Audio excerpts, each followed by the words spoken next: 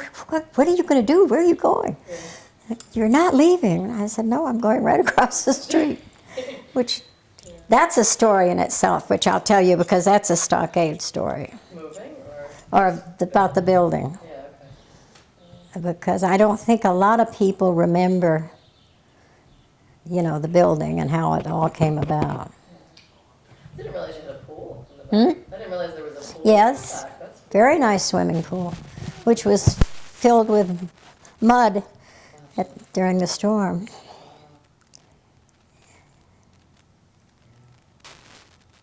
But did anything get actually into the building or no? No, but it carried our fence away.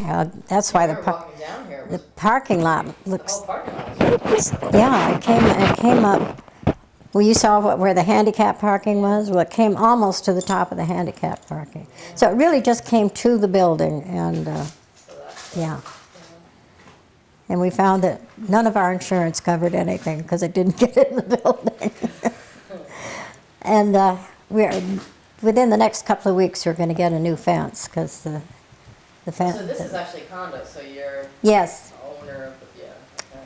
When something big comes along, we get an assessment. We pay a monthly fee to maintain the building and build up a reserve. Yeah. But do I hear rain? Yeah. Oh, yeah. Well, we sure need it. Okay, just about ready.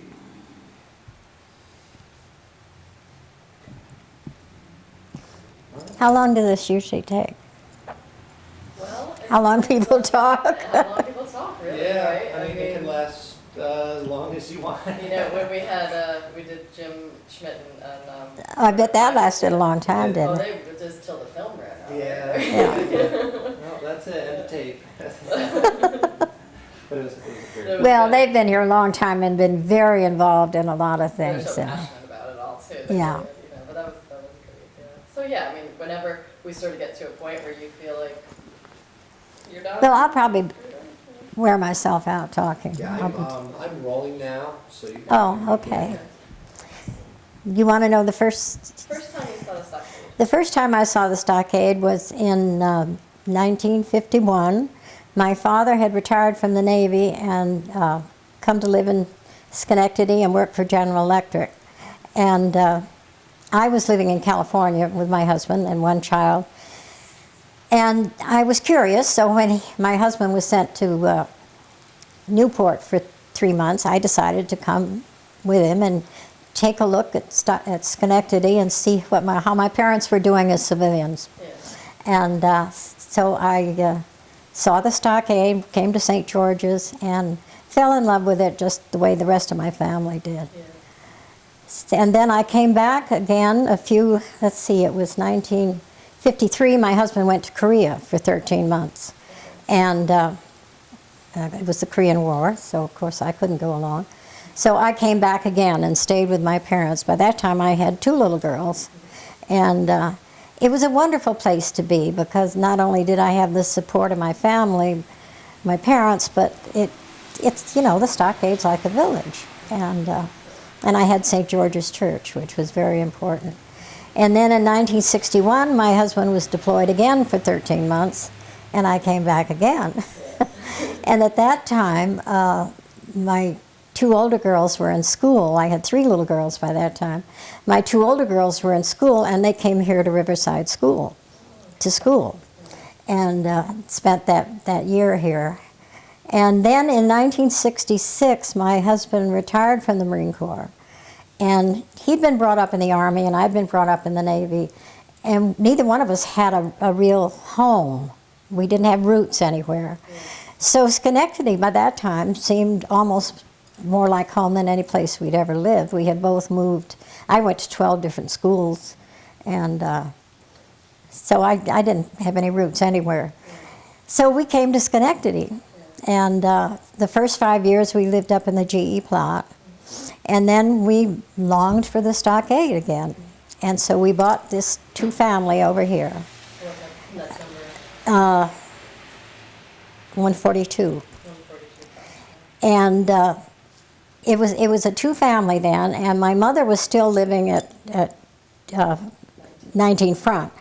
My father had died, and she lived there for about 8 years after he died, and we felt that the house was too much for her and that she was really quite lonely. So the 142 was a mess. It had never had a furnace. We couldn't even get a mortgage until we put a furnace in. And we did that, and so we moved my mother into the apartment upstairs, and we lived downstairs. By that time, my 2 older girls were in college, and our youngest child was, well, let's see, she was in middle school, I guess, then.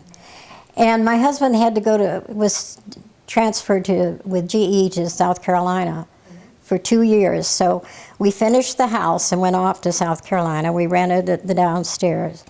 When we came back in 1974, yes, it was 1974, our daughter Emily decided that she wanted a donkey. And we have this big yard, huge yard, and we thought we were perfectly safe in saying, why, Emily, of course you could have a donkey if we lived in the country, but we live right in the middle of the city. There's no way in the world we can have a donkey. And so she didn't protest, but she went down to City Hall and read all the specs, talked to the city attorney, and he said she could have one animal so many hands high, and if it had a shed, but it had to have a cement floor. Those were the requirements, but if she met those requirements, she could have it because it would be considered a pet. So she had him put it in writing. She was about 14, I think. She came back and presented it to her father. So what could he do but go find a donkey? Well, they found a real horse trader, and the donkey they got was rather large and very stubborn. But Emily was wonderful. But then, before they could really take delivery on the donkey, they had to build the shed. And because the shed showed from the street, they had to go before the Historic District Commission. And I think both Werner and Jim were on the commission at that time, because I can remember Werner very upset that we were going to, of course we didn't say it was a donkey shed, we said we were building a garden shed. And they didn't know we had to have a cement floor, we just said we had to have a garden shed. And I remember arguing with dear Werner because he wanted me to have something quite elaborate and almost like the house that looked like a smaller. And I can remember saying, Werner, you can't tell me that every old house down here didn't at one time or another have a shed in back of it. And we just want a simple shed. Jim and Emily had even drawn the plans. So my husband, Jim, said, well, you leave me no alternative, Werner. And Werner said, well, what is that? And he said, I'll just have to go to Sears Roebuck and get myself one of those barns. You know, those fabricated barns. Of course, we couldn't have done that because they don't have, you don't have a firm.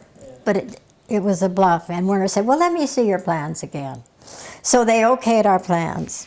And Jim Lane, who lived 2 doors down, helped Emmy and Jim pour the cement, and then Emmy and Jim built the shed, which I think is still standing over there. Yeah, still there.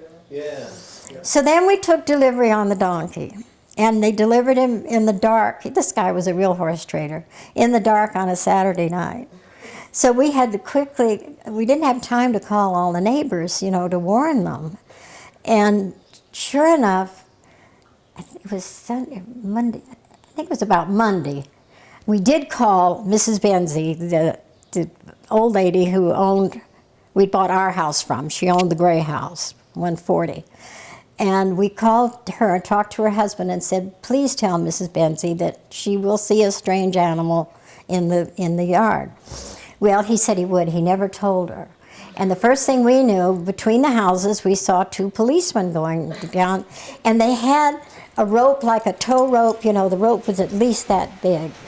And they were going down to lasso the donkey because she had called up and said, there's a horse in my backyard. So Emily went out and showed them the paper, and they just went off shaking their heads, you know. So we put up, I don't think we put up a fence at first. Jenny just roamed the yard.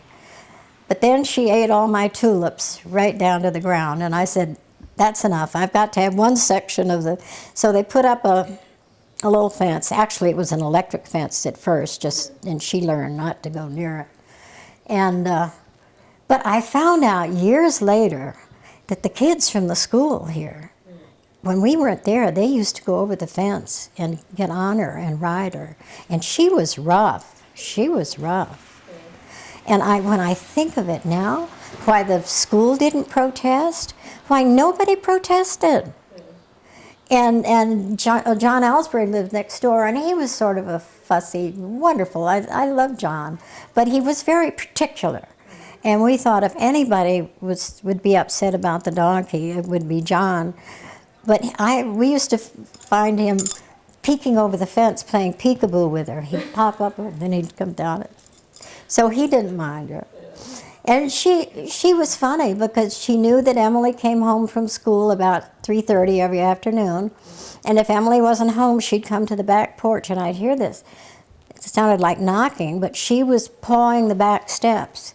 And one time I heard a little different noise, and I came down the hall, and there was a screen door, and there was Jenny looking in the screen. She'd come right up on the porch and was looking for Emily.